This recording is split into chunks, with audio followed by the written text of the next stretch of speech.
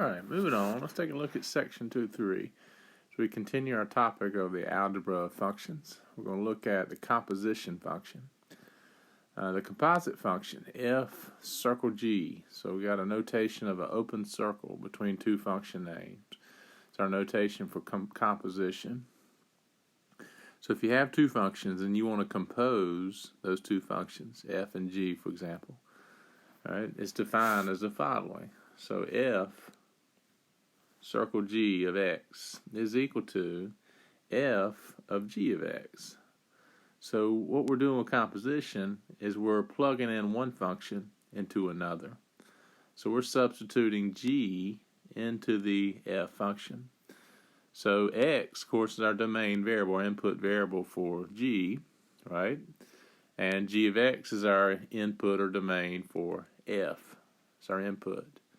So when we're looking at domain and composition, you're going to be looking at the intersection of the domain values from your g function, your input function, and your result. So keep that in mind. So again, x in domain of g and g of x in domain of f. It says here in this first example, let's work on composition. It says find f composed with g, again f circle g of x, and find g composed with f. So we'll switch the order up. And one thing you'll notice is that the commutative property does not hold true with composition. Order matters in composition. So we'll see that as we work this example. So we're given a quadratic function here for f of x and a linear function for g of x. And it wants us to find the composition function. Find the composite function f circle g of x. So again, f circle g of x by definition says take g and substitute it into f. So we're going to evaluate f with an input of the g function. So composition is nothing but substitution. Right? You're substituting one function into another. So let's begin that substitution process. So our input function, the g function, is this linear function, x minus 2. Which has no domain restrictions. So you're thinking about domain, there's no restrictions on the input function. It's all real numbers. And now we're ready to evaluate f with an input of x minus 2. So what we're going to be doing in this next step is locating all of our domain variable terms, x terms, and we're going to plug in x minus 2, right, into x. So g is going to take the place of x. So if f of x is equal to x squared plus 3x, f of g of x, or f of x minus 2, is equal to x minus 2 squared plus 3 times x minus 2. So you can see in parentheses, right, I've plugged in what g of x is into the f function. So x minus 2 has gone in place, right, of x.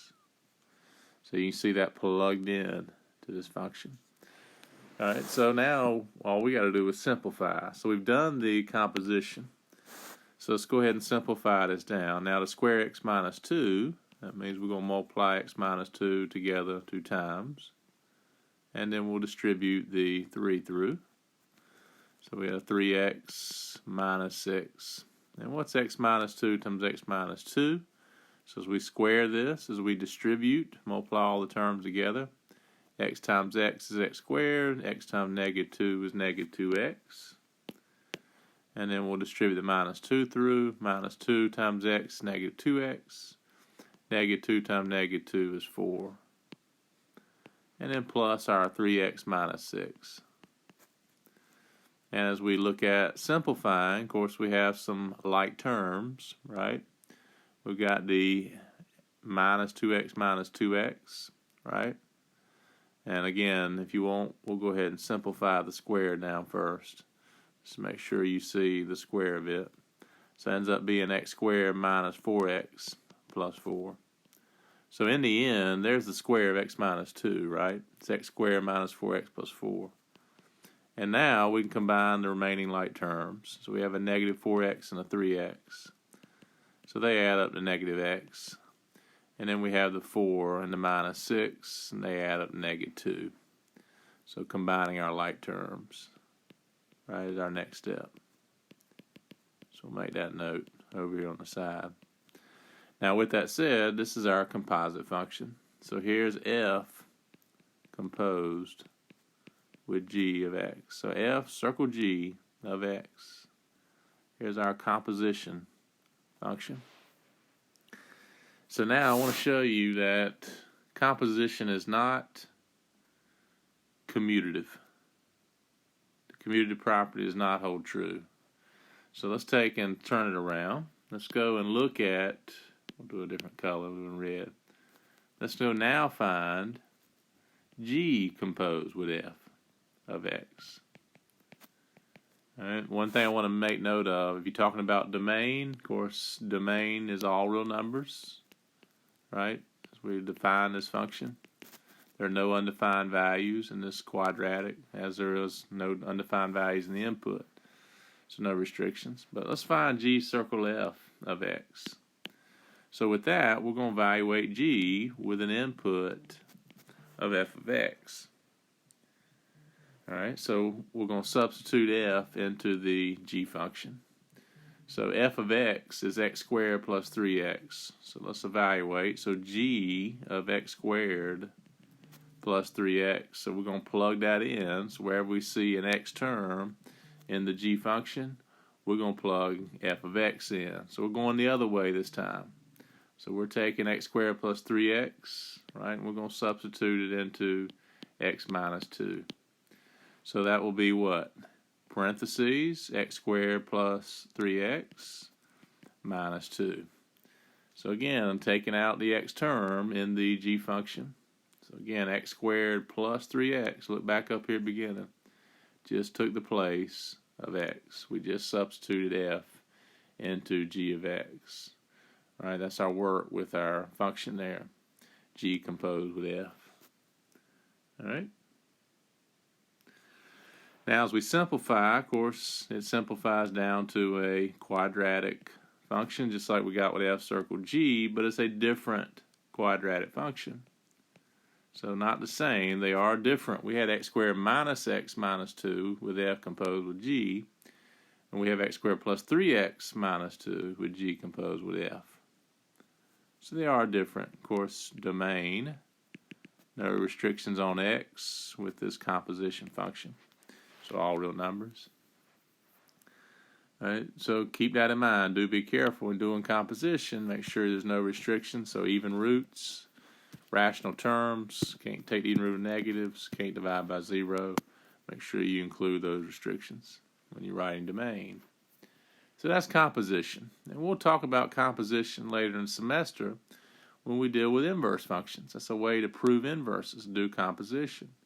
Composition will prove inverses. So we'll be losing that later on in the semester. Now we'll look at what we call decomposition. So composition is taking two functions, put them together, and make a new one. Well, decomposition says take one function and break it up into two. So in these examples, we've got two examples down here, number 40 and 46. It says express as a single function. All right, find f, or take this single function, break it into composition of two. Find f of x and g of x, such that h of x will equal to composition f with g. So that's going to be our restriction. So we're looking at our answers. We got to make sure that holds true. And it says answers may vary. So maybe we can find a couple with each.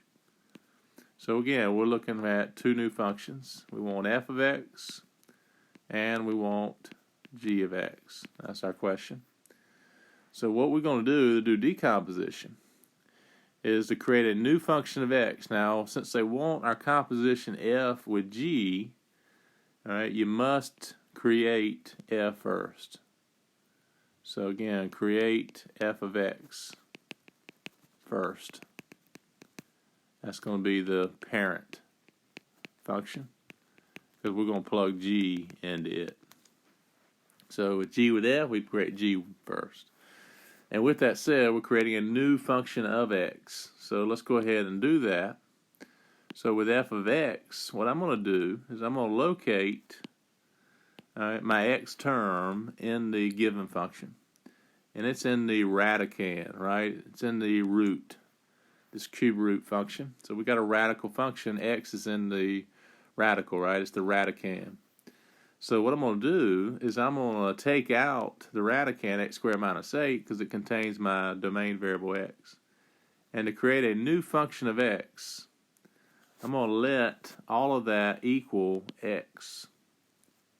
So I'm going to substitute x in place of x squared minus 8. So f of x is going to end up equaling the cube root of x. All right. So you can see I've substituted x into my radical.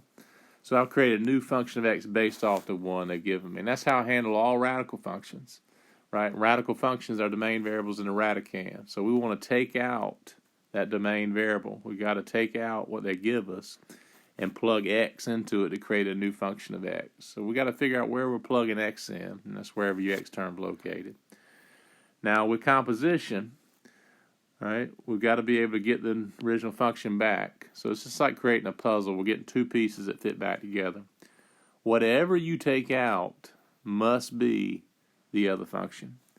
So g of x would have to equal x squared minus 8, because that's what we replaced x with.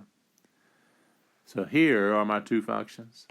So here's f of x and g of x, whose composition should be h. So that's my last step. Let's check. So let's go ahead and find f composed with g. So what is f evaluated with an input of g of x? Well, we know how to do composition. So g, which we said is x squared minus 8, right, it's going to take the place of the x term in the f function. So that's going to be equal to the cube root of x squared minus 8, which does equal h of x. So it does check. We get h back. So again, that's decomposition, creating two functions based off the given one, in which their composition, right, is the original function. And that's a pair of functions that works. Now, we could have done a different pair, right, just to show you another answer. So there's one answer. Let's find a second solution. A second answer.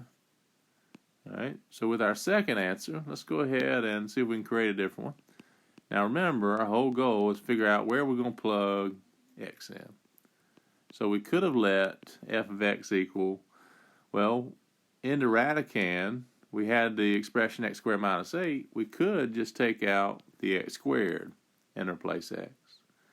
So we could have let f of x equal the cube root of x. I'll put it in blue, minus 8. All right, so now I've taken out just the part of the expression that contained x, the first term. So we're replacing x, but we're just replacing the x squared, not the entire radicand. And if I do that, that means g of x would have to equal whatever we took out, which would be x squared. So g of x would equal x squared, and you could check that. So if you go over here on the side and do your check step, all right, let's go ahead and do that. What's f composed with g going to give us? All right, f composed with g of x is equal to f of g of x, which is equal to f of x squared, which is the cube root of x squared minus 8. All right, you plug x squared back into x, which equals h of x. So it checks. So there's another pair of functions whose composition is h. All right, let's do a different example. So let's go down here and let's see if we can do the same thing with this next problem here in 46. H of x is equal to the squared x minus 3 to the 4th power. All right, with that said, all right, what I'm going to do is go ahead and create our functions. So I'm going to let f of x equal, now I'm going to go take out the entire base. So here we have a power function, right? We have this expression of x here, squared x minus 3, all raised to a power of 4. It's a 4th degree function. So with that said, I'm going to replace that. So out goes the square root of x minus 3, and in place of it comes x. All right, so we get f of x equal to x to the 4th power. So again, all of that is equal to x. So I'll let square root of x minus 3 be x to create my new function. So that means g of x would have to be what we took out. So g of x would have to equal the square root of x minus 3, since that's what we replaced x with. So remember, this is just like a puzzle. You got to get these two pieces that fit back together to get the original. And again, you could check it, right? If you were doing your check step, right? What's f composed with g of x? That's equal to f of g of x, which is equal to f of the square root of x minus 3. And then we go take out x in our f function, which is x to the 4th power. And we plug in square root of x minus 3, and we get h back. So it checks. Right? And again, you could get a different pair of functions. And I'll put the second answer. Let's do a second answer. So answers may vary. Another common answer in this problem would be just to take out the part that had x, right? We could just take out the square root of x here. That'd be another way to go. So if we did that, right, what would we have? We would have, what? In parentheses, square root of x would become x, right? And then minus 4 or minus 3, all raised to the 4th power. So again, I've taken out square root of x and plugged in x for it. And then I would let my other function, g of x, right? G of x would have to equal whatever I took out, which is the square root of x. So g of x would equal the square root of x. Right? And there's another pair, and you can check it. So do your check step. So if I check in my answer, right, we quickly show it here on the side. F composed with g of x. So f evaluated with input of g needs to give me h back. Well, that'll be f of the square root of x. Locate your x term in the f function. There's 1. Replace square root of x with it, and you get right back to where you begin. You get h of x back. So yes, there's another pair of functions whose composition is h. So that's decomposition, right? Taking x, plug it into your given function wherever you see the x term. Radical in the radicand, right? Power function in the base.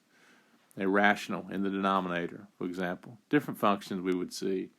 So again, we can work with that. So that's decomposition. So that's the topic of composition and decomposition.